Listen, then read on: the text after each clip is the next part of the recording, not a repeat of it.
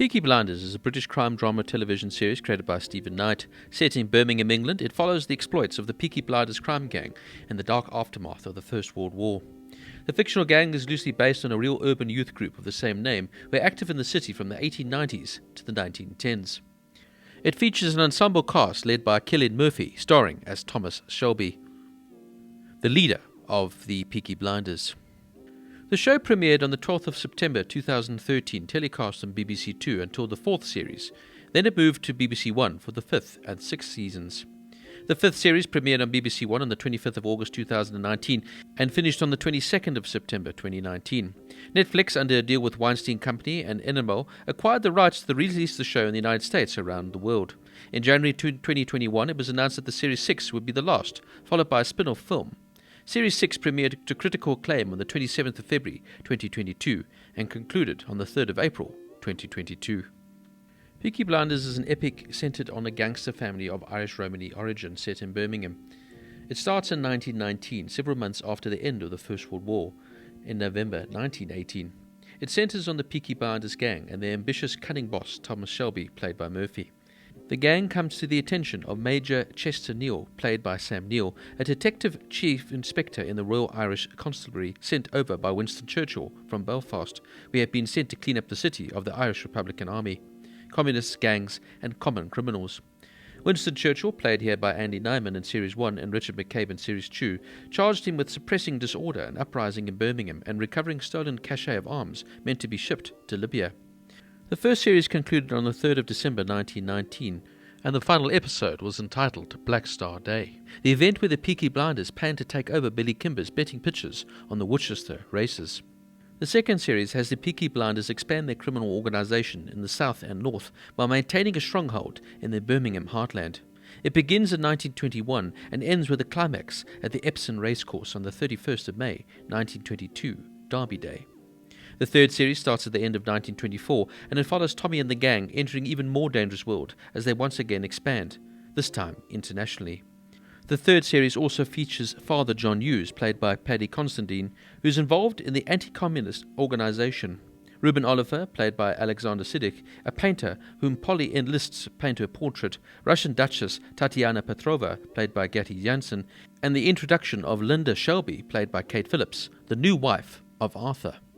The fourth series begins on Christmas Eve 1925 and ends following the general strike of May 1926, with Tommy using Jesse Eden for information and being elected as a Member of Parliament in 1927. The fifth series begins 2 years later on the 29th of October 1929, Black Tuesday, and ends on the 7th of December 1929, the morning after a rally led by fascist leader Oswald Mosley. The sixth series begins on the 5th of December 1933, when Prohibition was repealed in the United States.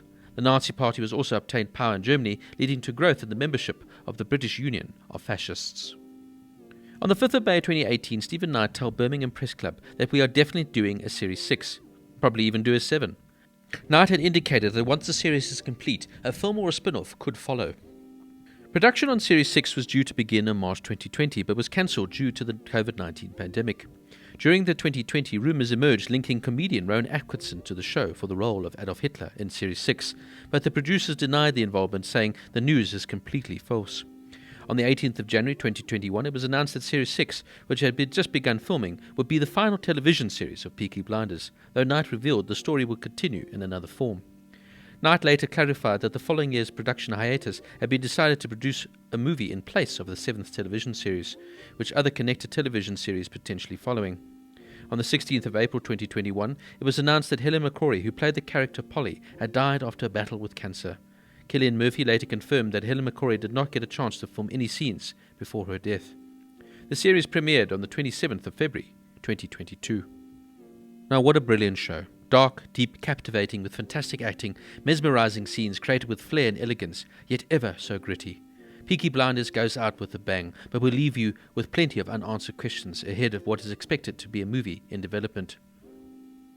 What Peaky Blinders has done throughout its riveting 6 seasons is add real-life people to the fictional Shelby history and family element. Watching Thomas Shelby's interactions with the likes of Churchill in previous seasons, to the controversial portrayal of Jessica Eden, and even now with Sir Oswald Mosley, and of course his wife-to-be, Lady Diana Mitford, is classfully and well done and completely believable. Thomas Shelby is so well written. He's such a multi-dimensional character. You couldn't help but believe that this man was a real-life person. And his saga, the stuff of legend. What more can I say about Cillian Murphy? He is spellbinding in this tour de force performance as the leader of the Shelby gang. He is a politician, businessman, family man in the weirdest sense, and of course, a gangster. Ruthless, cold, enigmatic, with an incredibly violent side, yet he has an earnest soft side that you only see every now and again. Thomas Shelby may not be a good man, but he is phenomenally watchable.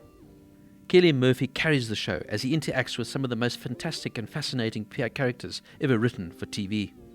The sets are dark and broody, the costumes add to the picture perfectly, and there's a sense of dread around every corner as the undeniable tension builds with every scene.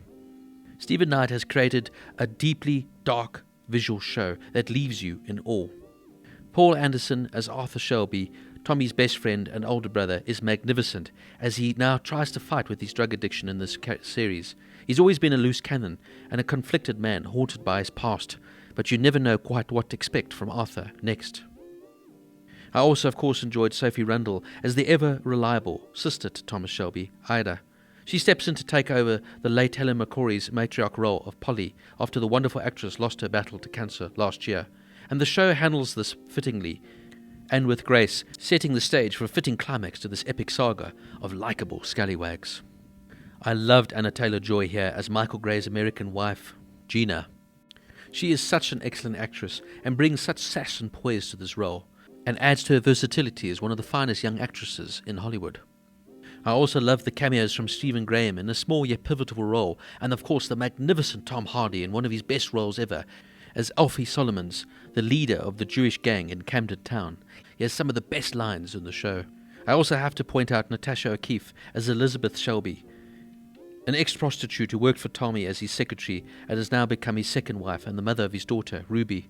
She's excellent as Lizzie, Tommy's now broken-down wife, who tries to understand another husband, but he always keeps her at arm's length. The relationship falls further apart after the untimely death of his daughter in this season, a truly emotional moment.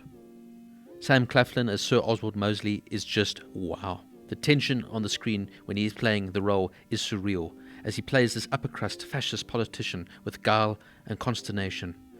And to boot, the now new casting of Amber Anderson as the unnerving Lady Diana Mitford is as equally scary, if not more so, as the arrogant, hateful fascist socialite, and I found her quite frightening.